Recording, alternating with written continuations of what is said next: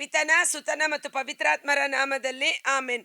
ಪ್ರಭು ಕ್ರಿಸ್ತರಲ್ಲಿ ಆತ್ಮೀಯ ಸಹೋದರ ಸಹೋದರಿಯರೇ, ಈ ದಿನದ ಮುಂಜಾನೆಯ ಜೀವ ಸ್ವರ ಪ್ರವಾದಿ ಯೆಶಾಯನ ಗ್ರಂಥ 9ನೇ ಅಧ್ಯಾಯ ವಚನ 6.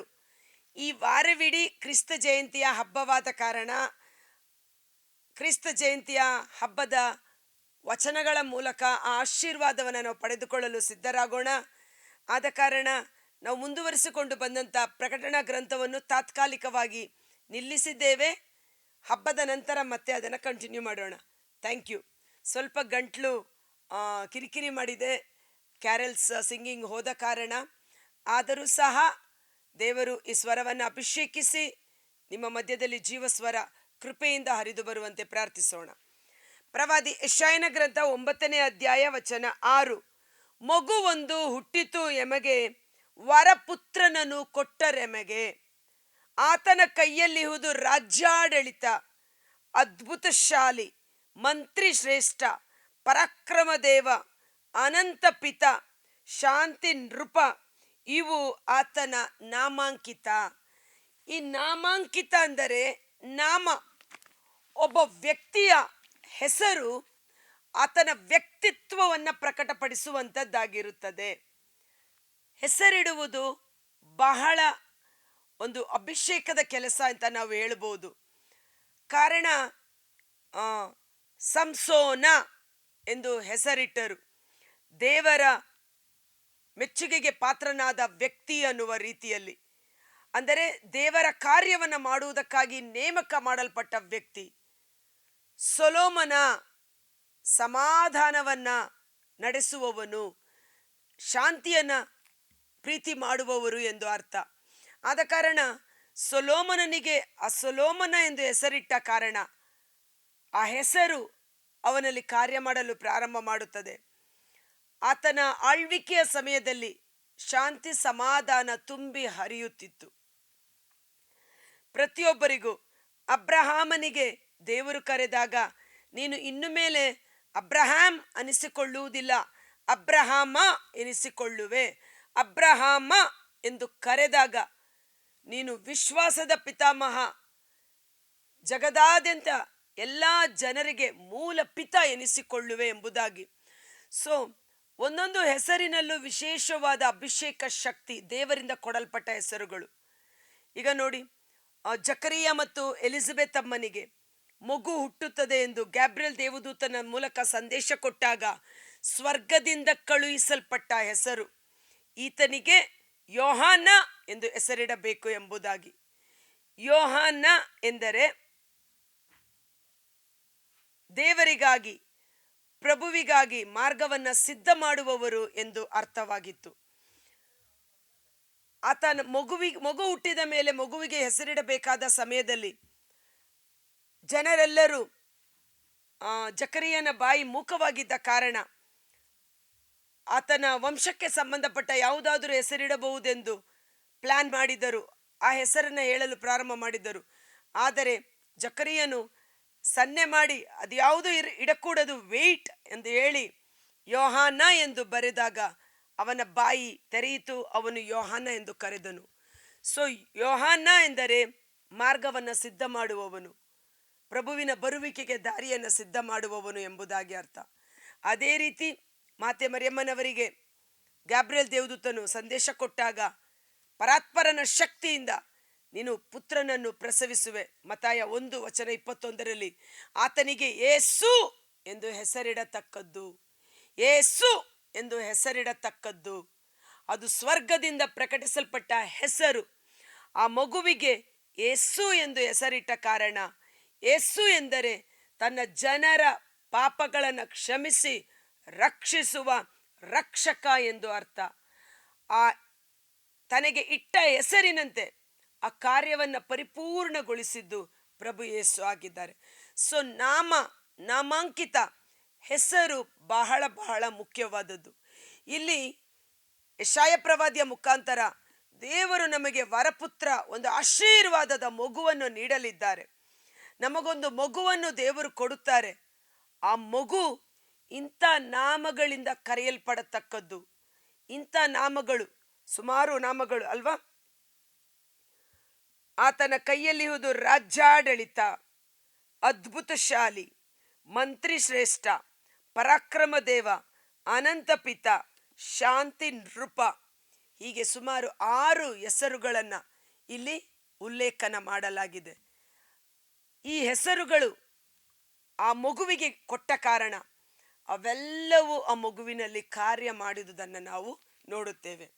ಈ ದಿನ ನಾವು ವಿಶೇಷವಾಗಿ ಆತನ ಕೈಯಲ್ಲಿರುವುದು ರಾಜ್ಯಾಡಳಿತ, ಅಂದರೆ ರಾಜಾದಿರಾಜ, ಸರ್ವಾಧಿಕಾರಿ, ಸರ್ವವನ್ನು ಆಳುವ ವ್ಯಕ್ತಿತ್ವ ಆತನಲ್ಲಿ ಕಾರ್ಯ ಮಾಡುವುದು ಎಂಬುದಾಗಿ. ಪ್ರಭು ಯೇಸು ಈ ಲೋಕದಲ್ಲಿ ಹುಟ್ಟಿದ್ದು ಈ ಲೋಕವನ್ನು ಬಿಡುಗಡೆ ಮಾಡುವುದಕ್ಕಾಗಿ. ಅದಕ್ಕಾಗಿ 3 ಜ್ಞಾನಿಗಳು ಅರಸರು ಹುಟ್ಟಿದ್ದಾರೆ. ಜುದೇಯ ನಾಡಿನ ಬೆತ್ಲೆಹೇಮಿನಲ್ಲಿ ಇಸ್ರಾಯೇಲರ ರಾಜ, ಯಹೂದ್ಯರ ಅರಸ ಹುಟ್ಟಿದ್ದಾನೆ ಎಂದು ಹುಡುಕಿಕೊಂಡು ಬಂದರು. ಅರಸ ರಾಜ್ಯಭಾರವನ್ನು ನಡೆಸುವಂಥದ್ದು. ಹೆರೋದ ರಾಜ ಕಳವಳಗೊಂಡಿದ್ದಾದರೂ ಯಾಕೆ? ಈಗಾಗಲೇ ನಾನೊಬ್ಬ ಅರಸನಿದ್ದಾನೆ, ಮತ್ತೊಬ್ಬ ರಾಜ ಹುಟ್ಟಿ ಬಂದಿದ್ದಾನ ಎಂಬುದಾಗಿ ಆತನನ್ನು ಕೊಲ್ಲಲು ಮುಂದಾದ. ಈ ರಾಜನ ಒಂದು ಆಳ್ವಿಕೆಗೆ ಅಂತ್ಯವಿರದು. ಪಿಲಾತನು ಸಹ ಯೇಸುವನ್ನು ನೋಡಿ, ನೀನೊಬ್ಬ ಅರಸನೋ ಎಂದು ಪ್ರಶ್ನೆ ಕೇಳಿದ. ನೀನೊಬ್ಬ ಅರಸನೋ ಎಂಬುದಾಗಿ. ಆಗ ಯೇಸು ಹೇಳುತ್ತಾರೆ, ಅರಸ ಎನ್ನುವುದು ನೀವು ಹೇಳುವ ಮಾತು. ನನ್ನ ಸಾಮ್ರಾಜ್ಯ ಇಹಲೋಕದಲ್ಲ, ನನ್ನ ಸಾಮ್ರಾಜ್ಯ ಪರಲೋಕಕ್ಕೆ ಸಂಬಂಧಪಟ್ಟದ್ದು ಎಂಬುದಾಗಿ.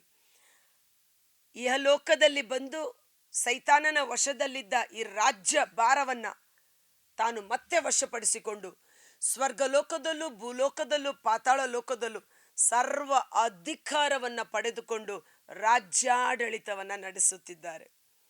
ನಾವು ತಿಳ್ಕೊಬೋದು, ಭೂಮಿ ಮೇಲೆ ಅನೇಕ ರಾಜರುಗಳು ಇದ್ದಾರಲ್ಲ ಅಂತ. ಆದರೆ ರಾಜಾದಿ ರಾಜ, ಪ್ರಭುಗಳ ಪ್ರಭು ಯೇಸು ಆಗಿದ್ದಾರೆ. ಆತನು ಭೂಲೋಕದ ಅರಸರುಗಳು, ಅಧಿಕಾರಿಗಳ ಮೇಲೆ ಅಧಿಕಾರ ಉಳ್ಳವರಾಗಿದ್ದಾರೆ. ರಾಜರನ್ನು ಮೇಲೆ ಕೇರಿಸುವವನು ನಾನೇ, ಕೆಳಗಿಳಿಸುವವನು ನಾನೇ. ಅಂದರೆ ಯಾರಾಗಿ ಅಧಿಕಾರವನ್ನು ಪಡೆದುಕೊಳ್ಳಲು ಸಾಧ್ಯವಿಲ್ಲ. ಸರ್ವ ಅಧಿಕಾರ ಪ್ರಭು ಯೇಸುವಿನ ಕೈಗಳಲ್ಲಿದೆ.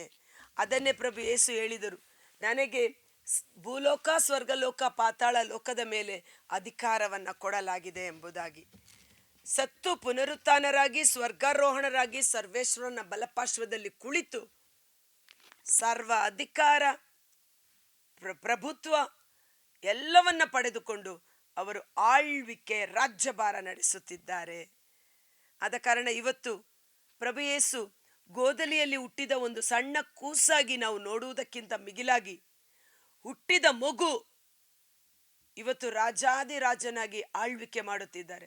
ಯೇಸುವೆ, ನನ್ನ ಕುಟುಂಬದಲ್ಲಿ ಅರಸನಾಗಿ ಬನ್ನಿರಿ, ನನ್ನ ಕುಟುಂಬದಲ್ಲಿ ರಾಜಾದಿರಾಜನಾಗಿ ನೀವು ಆಳ್ವಿಕೆ ಮಾಡಿರಿ ಎಂದು ನಮ್ಮ ಕುಟುಂಬವನ್ನು, ನಮ್ಮ ಜೀವನವನ್ನು ಪ್ರಭು ಯೇಸುವಿನ ಆಳ್ವಿಕೆಗೆ, ಆತನ ರಾಜ್ಯಭಾರಕ್ಕೆ ಅಂತ್ಯವಿರದು.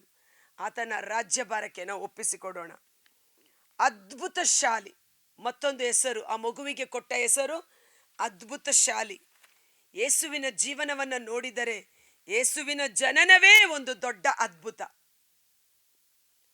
ಅವರು ಹುಟ್ಟಿದ್ದು ಪುರುಷನ ಸಂಪರ್ಕವಿಲ್ಲದೆ, ಶಾರೀರಿಕ ಬಯಕೆ ಇಲ್ಲ, ಶರೀರದ ಇಚ್ಛೆಯಿಂದಲ್ಲ, ಅದು ದೇವರಿಂದಲೇ ಆದುದು. ಪವಿತ್ರಾತ್ಮರ ಶಕ್ತಿಯಿಂದ ವಾಕ್ಯವಾದ ಯೇಸು ಮನುಷ್ಯನ ರೂಪ ತಾಳಿ ಲೋಕಕ್ಕೆ ಬಂದದ್ದು ಒಂದು ದೊಡ್ಡ ಅದ್ಭುತ.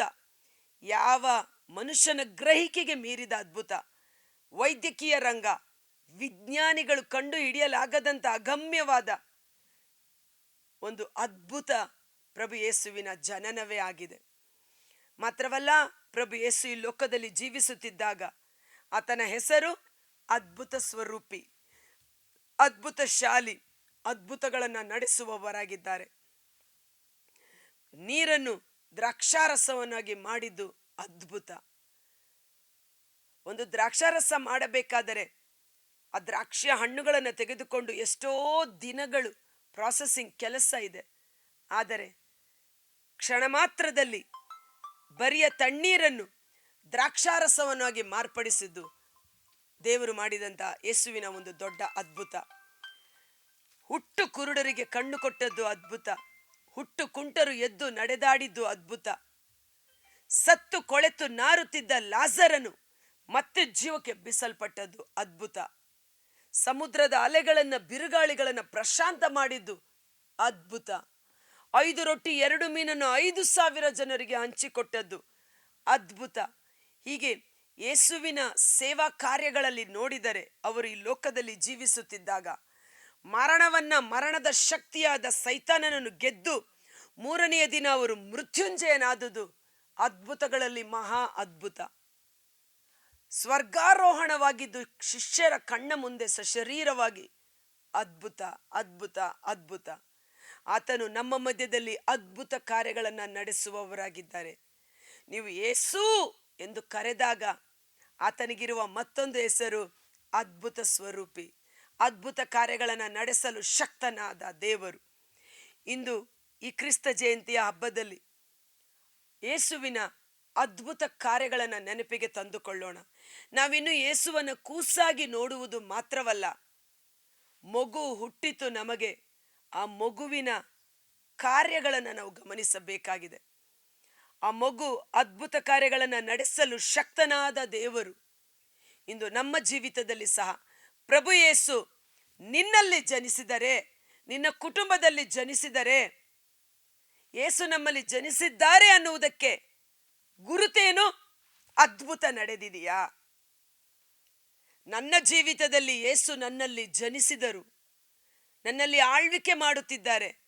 ಕಾರಣ ಅವರ ಅದ್ಭುತ ಕಾರ್ಯವನ್ನು ನಾನು ನೋಡಿದ್ದೇನೆ. ಬ್ಲಾಸ್ಟ್ ಆಗಿದ್ದ ನನ್ನ ಗರ್ಭಕೋಶ, ದೇವರು ಅದನ್ನು ಆಶೀರ್ವದಿಸಿ ಮತ್ತೊಂದು ಗಂಡು ಮಗುವನ್ನು ಅದರಲ್ಲಿ ಸೃಷ್ಟಿ ಮಾಡಿ ಮನುಷ್ಯನಿಗೆ ವೈದ್ಯಕೀಯ ರಂಗಕ್ಕೆ ಅಸಾಧ್ಯವಾದ ಅದ್ಭುತ ಕಾರ್ಯವನ್ನು ನನ್ನಲ್ಲಿ ಮಾಡಿದ್ದಾರೆ.